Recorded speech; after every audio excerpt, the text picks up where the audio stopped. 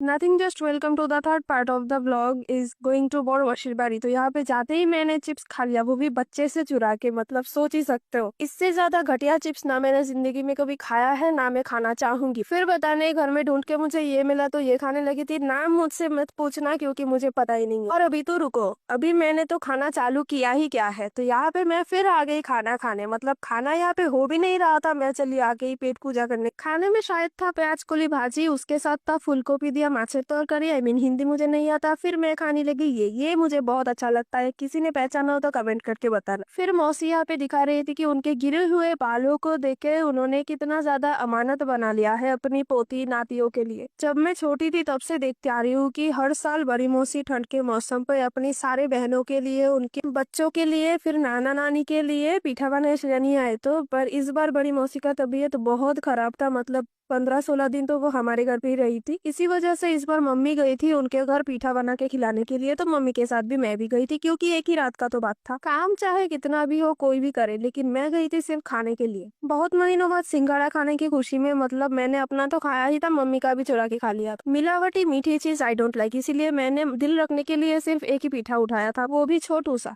दूसरा वाला मैंने सिर्फ दिखाने के लिए लिया था। और फिर आते हैं ये भाई साहब इतना खतरनाक चीज है ना कि मेलार मध्य एडी ढील मारे মানুষের কপাল বেড়ায়। इसका बंगाली नेम है कदमा। हिंदी में क्या बोलते हैं मुझे कुछ नहीं आइडिया नहीं है इस बारे में, तो मैं यहाँ पे दिखा ही सकती हूँ। सिर्फ इन सारों को इकट्ठे देख के मेरे शरीर में इतना शिवर सा हो गया था ना। मतलब इतना ज्यादा मीठा सोच के ही कैसा सा होने लगता है। हाँ, बीच में मैं एक इन्फॉर्मेशन देना चाहती हूँ कि मैं अब पढ़ाई लिखाई करती हुई ब्लॉग में दिखती नहीं हूँ क्योंकि मैं अब आईएएस बनने की तैयारी कर रही हूँ। इसीलिए मैं अपना पढ़ाई लिखाई दिखाना नहीं चाहती हूँ। जिन्होंने भी इस बात पे हंसा उसको रात को चूहा काटेगा के। फाइनली मौसी का यहाँ पे डिस्ट्रीब्यूशन करना खत्म हो चुका था और फिर मैं अपनी शक्ल की साइज की कदमा लेके यहाँ पे शो अप कर रही थी। और अभी तो रुको, अभी तो इस ब्लॉग पे अपना स्टार का स्टारर भी बाकी है। तो यहाँ पे एंट्री होगा देवदा और कोयल दी का। আসার আগে তোমাকে ফোন করবো।